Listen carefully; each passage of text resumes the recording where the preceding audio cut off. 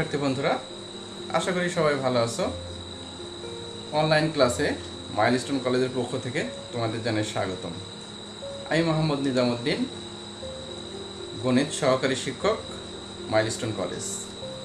শিক্ষার্থী বন্ধুরা, গতদিন যে ক্লাস হয়েছিল তার আলোকে আজকে তোমাদের কয়েকটি প্রশ্ন করব, অর্থাৎ পূর্ব পাঠ হতে। ওকে, বলো তো,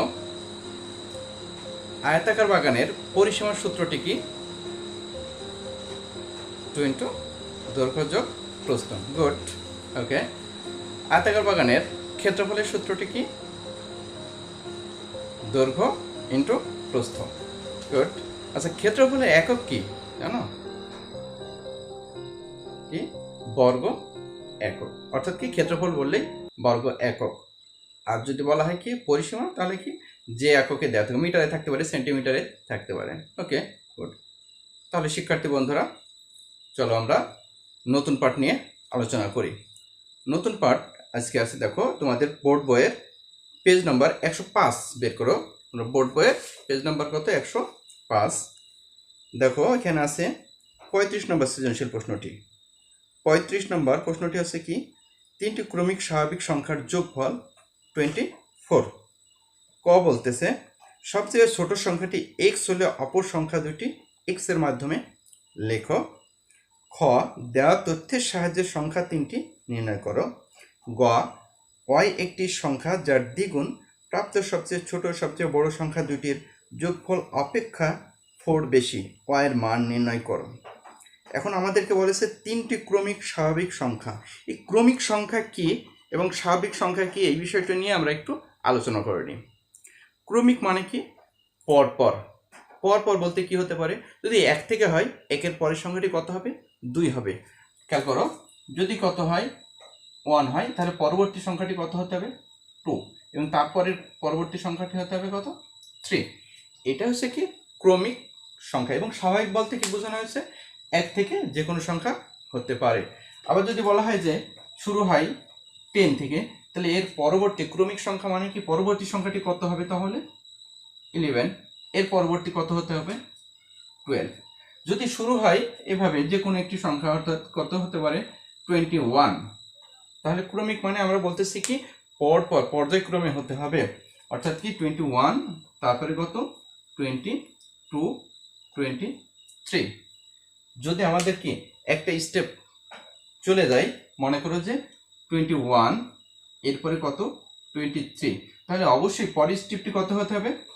25, কারণ ব্যবধান কত? 2 করে। আর ক্রমিক মানে হচ্ছে কি পর পর। তাহলে আমরা এই ক্রমিক সংখ্যাটি বিষয় নিয়ে আমরা নিশ্চয়ই বুঝতে পেরেছি। তাহলে আমরা কি মেন অঙ্কে আমরা চলে যাই। শিক্ষার্থী বন্ধুরা, চলো। ক নম্বর প্রশ্নটি কি বলেছে দেখো, সবচেয়ে ছোট সংখ্যাটি x হলে অপর সংখ্যা দুটি x এর মাধ্যমে প্রকাশ করো। তাহলে আমরা কি লিখে নিতে পারি? দেওয়া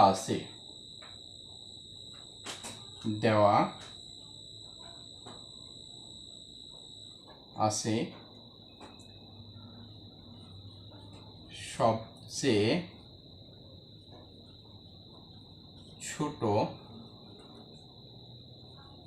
সংখ্যাটি x, তাহলে অপর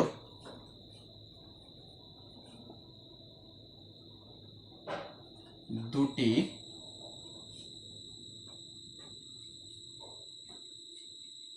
ক্রমিক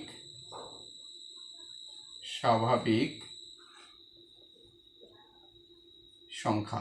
অর্থাৎ একটি যদি x হয় সবচেয়ে ছোট, তাহলে পরবর্তী সংখ্যাগুলো তার থেকে কি হতে হবে? বড় হবে। তাহলে আছে কত? x, তাহলে পরেরটি হবে কত? x প্লাস 1 এবং x প্লাস 2। তো খেয়াল করে দেখো, তুমি যদি মনে মনে ভাবো যে x এর মান 3, তাহলে এখানে বসাও 3 প্লাস 1 কত হবে? 4। 3 প্লাস 2 কত হবে? 5। তাহলে আমরা ক্রমিক স্বাভাবিক সংখ্যা তিনটি কি কি হচ্ছে? 3, 4, 5। তার মানে কি আমরা পরপর পেয়ে যাচ্ছি। যদি মনে হয় যে না, এখানে 3 ধরবো না, যে কোনো একটা মান মনে মনে ভাবো। যদি মনে করো যে এখানে এটাকে আমরা ধরতে পারি 8, ওকে, এইটা এখানে বসাও। 8 প্লাস 1 কত হলো 9, তারপরে কত এখানে 8 + 2 কত 10, তাহলে 8 9 10 অর্থাৎ ক্রমিক স্বাভাবিক সংখ্যা 3টি হয়ে যাচ্ছে। ঠিক এইভাবে আমাদেরকে স্বাভাবিক সংখ্যাগুলো নির্ণয় করতে হয়, বিশেষ করে ক্রমিক স্বাভাবিক বললে আমরা এইভাবে ধরে নেব। ঠিক আছে শিক্ষার্থী বন্ধুরা, আশা করি ক নম্বর প্রশ্নটি বুঝতে পেরেছো। আমাদেরকে এক্স এর মাধ্যমে প্রকাশ করতে বলেছিল, আমরা সেই এক্স এর মাধ্যমেই প্রকাশ করেছি। x+1 একটি, আরেকটা হচ্ছে x+2। ক্লিয়ার সবাই? ওকে শিক্ষার্থী বন্ধুরা, খ নম্বরে বলেছে, দেখো বলছে দেওয়া তথ্যের সাহায্যে সংখ্যা 3টি নির্ণয় করো। সংখ্যা 3টি মানে কোন সংখ্যা 3টি বলেছে? ক্রমিক স্বাভাবিক সংখ্যা 3টি। তা আমাদের উদ্দীপকে কি দেওয়া আছে? বলছে 3টি ক্রমিক স্বাভাবিক সংখ্যার যোগফল। তাহলে ক্রমিক স্বাভাবিক সংখ্যা 3টি আমরা পেয়েছি, কোথায় পেয়েছি? ক নম্বরে। তাহলে আমরা কি লিখে নেব? ক হতে প্রাপ্ত ক্রমিক স্বাভাবিক সংখ্যা 3টি।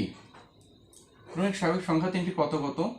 একটি x+1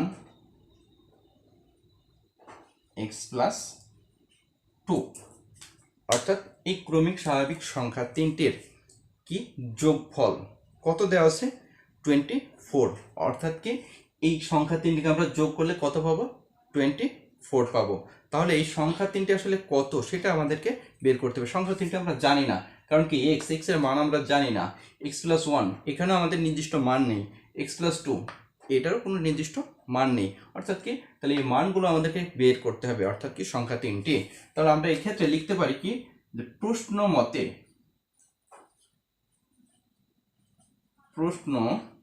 মতে কি বলেছে? সংখ্যা 3টির যোগফল। তাহলে এই সংখ্যা 3টাকে আমরা কি করব?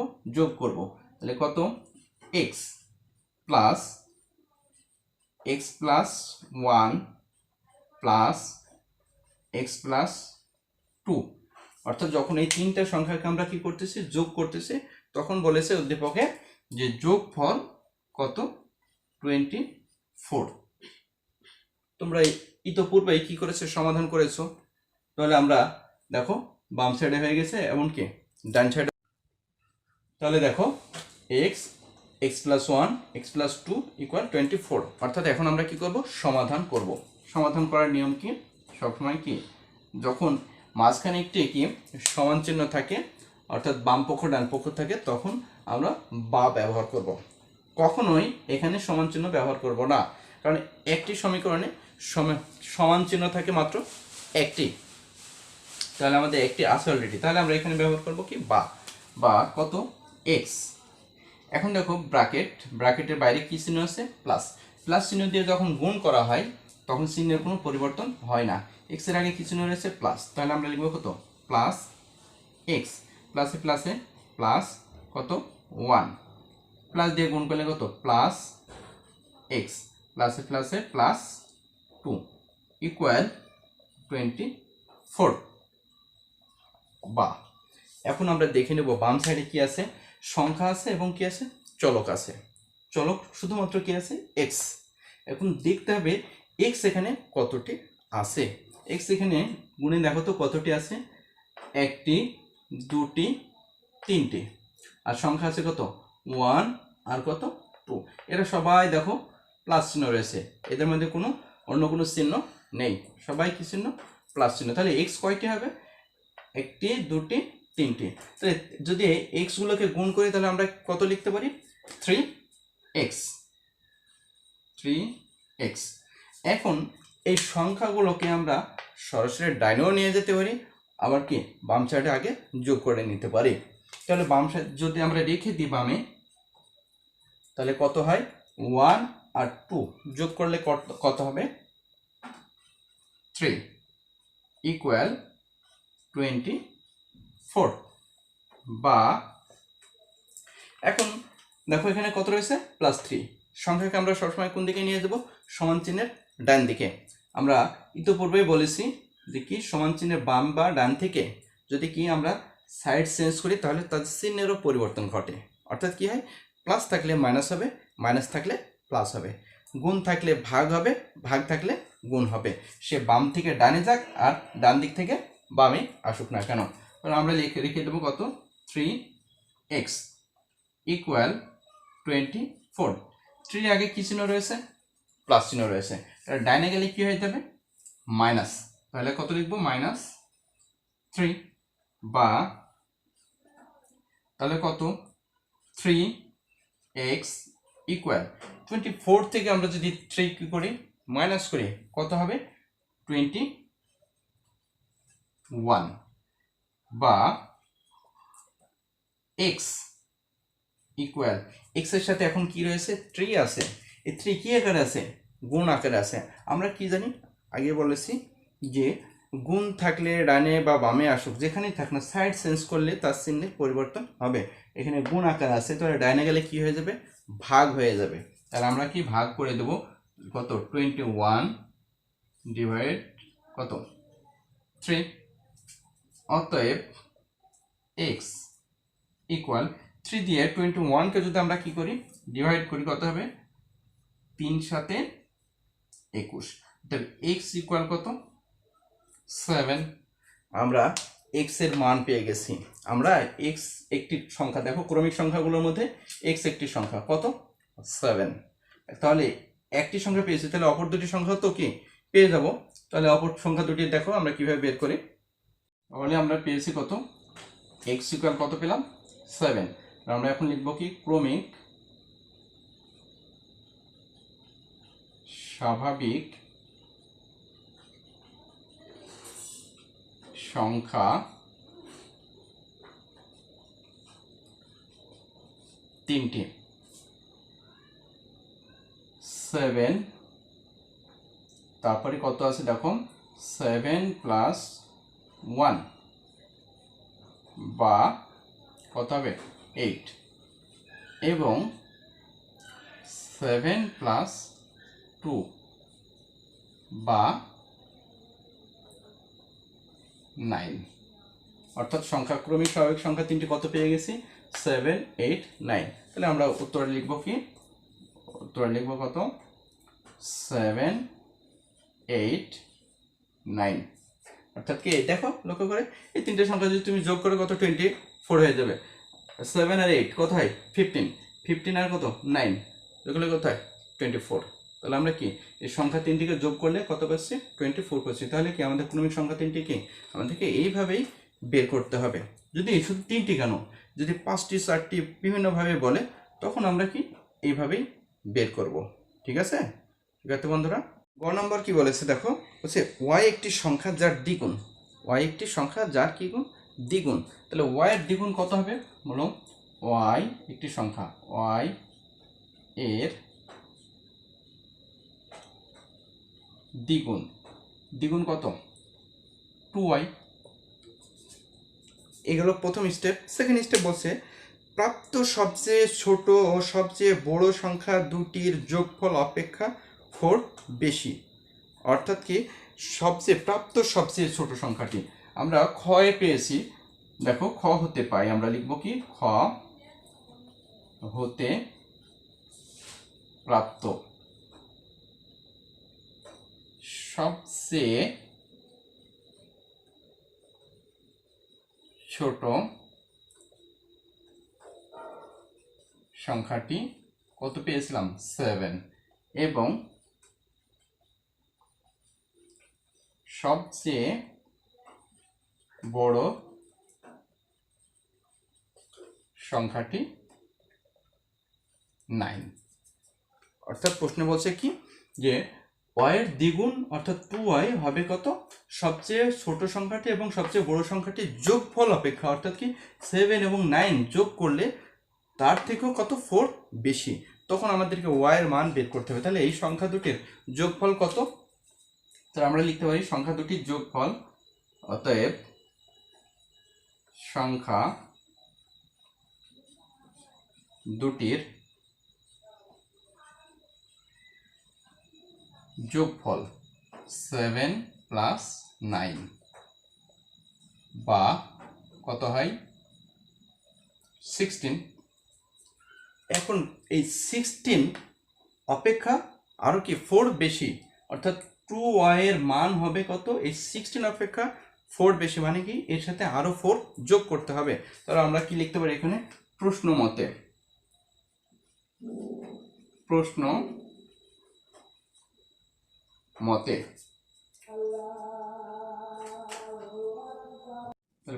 মতে দেখো কি করব আমরা, 2y ইকুয়াল 16 প্লাস 4, অর্থাৎ কি বলা হয়েছে যে 2y এই সংখ্যা দুটি যোগফল অপেক্ষা 4 বেশি।